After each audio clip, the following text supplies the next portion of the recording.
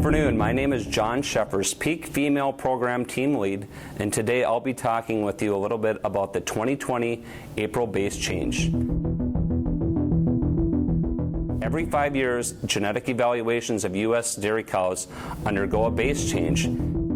Essentially, this base change is an adjustment of the predicted transmitting abilities, PTAs, for all bulls, cows, heifers, and calves that really accounts for the amount of genetic progress that we've made over the last 5 years. When looking at the April 2020 base change, this will be based on sire-identified cows born in 2015. Keep in mind that over the last 5 years, our genetic evaluations have been based on cows born in 2010.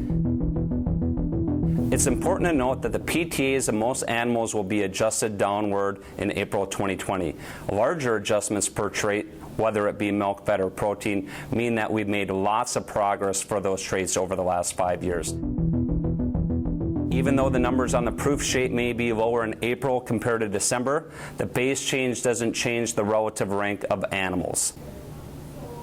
Finally, there'll be a new reference levels for our indexes that we use, whether it be Net Merit or Global Advantage 60/40, and it's important to use these new baselines when making selection decisions.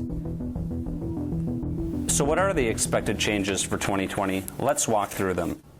This next table shows the expected base changes for the various traits that we use in our genetic evaluation system by breed. If we look across the first row for Holstein, we can see that we've made record improvements for milk, fat, and protein over the last 5 years. For example, when we look at milk, we can expect the average proof of a bull to drop 500 pounds of milk when comparing his December to his April proof sheet. Next, when we move to the health traits, we can see that we've made improvement for productive life, daughter pregnancy rate, and somatic cell score. Keep in mind that a lower value for somatic cell score is more desirable, thus the negative trend.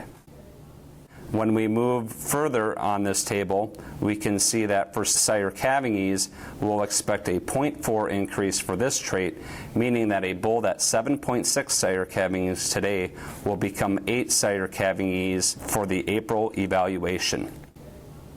There's big changes expected for the conformation traits.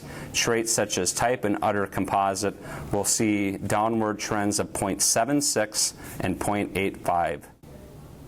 When we look across the Jersey breed, we see similar trends. Big expected base changes for milk, fat, and protein.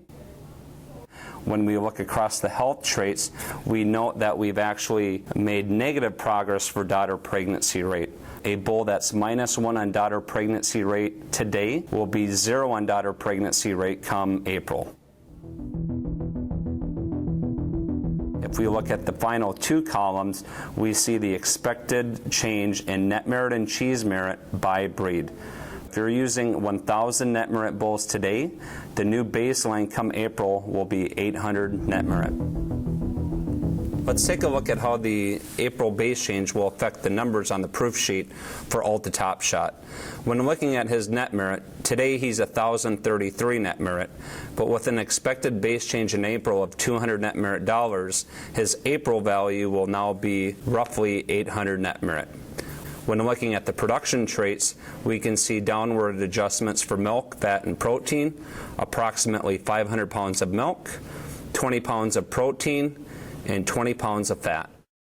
Keep in mind that this is only a snapshot of some of the changes and that there'll be downward adjustments for other traits, whether it be health or conformation.